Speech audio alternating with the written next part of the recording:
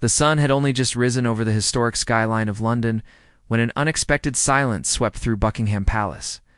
Normally bustling with early morning security movements, staff briefings, and the rhythmic footsteps of royal aides, the air instead carried a heaviness unfamiliar to even the oldest. Employees of the royal household, inside the private residential wing, Prince William arrived promptly at 7:45 a.m. His steps were unusually hurried, his face tense and his voice muted as he passed the guards. Moments later, King Charles appeared, also earlier than expected. Palace insiders would later describe the sight of both future kings arriving in near silence as deeply unsettling. But even then, no one inside the palace fully understood the magnitude of the news that was about to be revealed. Princess Catherine, beloved by millions around the world, had been quietly facing a struggle known to only a handful of people. For months, rumors had circulated about her health. Public appearances had become rare. And though Kensington Palace had issued calm, carefully worded statements, those closest to the royal family sensed that something far more serious was happening behind the palace walls. This morning, their suspicions were confirmed. William and Charles had gathered for a private meeting, one that would determine not just the future of the monarchy, but also the immediate emotional world of three young children who adored their mother more than anything else in the world. Prince George, on his way to school, had been redirected. Princess Charlotte was kept home from her morning ballet lesson. And Prince Louis, youngest, the most sensitive, the most attached to Catherine, was still asleep when the news arrived. No one had the heart to wake him. Inside the meeting room, William sat with his head bowed, fingers tightly interlocked, the weight of the moment etched across his face. King Charles, equally shaken, stood quietly by the window. "Are you certain this is the right time?" Charles asked softly, his voice carrying the gravity of a monarch, but the trembling of a father law. William nodded slowly, though the decision clearly tore him apart. "They need to know the truth," he said. "They deserve honesty, even if it breaks their hearts." Charles exhaled deeply. For all his years of royal duty, for all the crises he had weathered, nothing had prepared him for this. Nothing had prepared either man for the burden of telling young children that their mother was facing a challenge far more serious than anyone had imagined. Doctors had delivered the latest medical update the night before. Catherine's condition had taken a sudden downturn. Though not immediately life-threatening, it required urgent intervention and a long period of treatment away from the public eye. Recovery was still possible, but it would not be quick. And it certainly would not be easy. But how do you explain such complexity to a child, especially a child as tender-hearted and emotionally expressive as Prince Louis? William wiped his eyes, trying to regain composure. "They need to hear it from us," he repeated, "before they hear it from someone else. Or worse, sense it without understanding." Charles approached his son and rested a hand on his shoulder.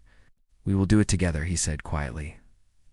Outside the room, palace staff moved discreetly, preparing the children's breakfast and adjusting their schedules. The entire atmosphere within Buckingham Palace was one of anticipatory sorrow. When William and Charles finally stepped out of the meeting, their eyes were red, their faces drained. The palace nanny approached them gently. "Louis is awake," she whispered. "He's asking for his mum." William closed his eyes for a moment, as if physically struck by the words, and that was when the weight of the morning settled like a stone over the entire royal household. For while the world admired Catherine as a graceful, elegant figure of compassion and strength, her children saw her simply as Mummy, the person who held their hand, kissed their foreheads, and read them stories before bed. Prince Louis especially had always been unusually attached. His mother was his comfort, his shield, the person he ran to whenever the world felt confusing. And today, she was not there. With heavy steps, William made his way toward Louis's room. Charles followed, equally burdened. As they approached the door, they could already hear the small voice calling out again, "Where's Mummy? Daddy, where is she?" The moment they dreaded most had arrived, and nothing, not royal duty, not years of public service, not the strength of two future kings could soften the heartbreak that was about to unfold. Prince Louis was sitting at the foot of his bed. Still in his pajamas, his small hands rubbing sleep from his eyes. A stuffed animal, his favorite one that Catherine had given him when he was only to rested beside him. He looked up with hopeful, expectant eyes the moment William entered. "Daddy," he chirped.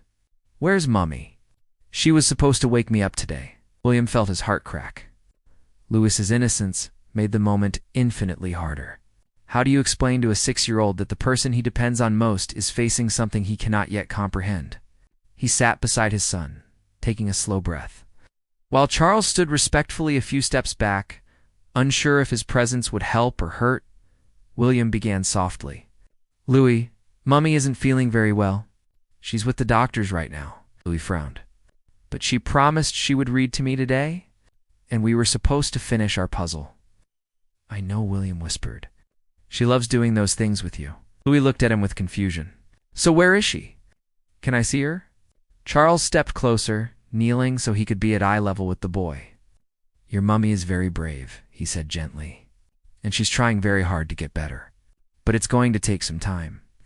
Louis's eyes widened, fear beginning to settle in. "Is she hurt?" William shook his head. "Not hurt, just sick. More sick than we thought?" The words sank in slowly. Louis blinked several times, processing, but "She'll be home later."